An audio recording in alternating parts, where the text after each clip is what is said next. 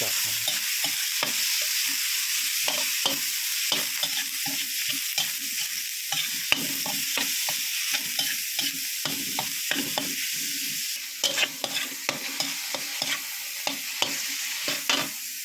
นี่ก็จะเป็นเห็ดนะครับแล้วก็ถั่วฝักยาวนี่ให้หมอใส่ฝักยาวแล้วก็เห็ด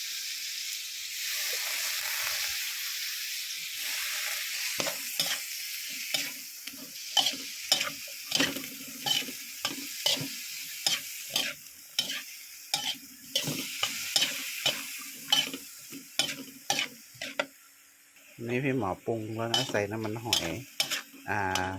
ผงชูรสรสดีแล้วก็ซีอิ๊วขาวนะครับน้ำตาลเล็กน้อย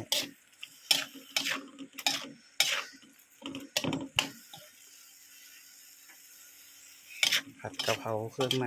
หมูสับนะครับ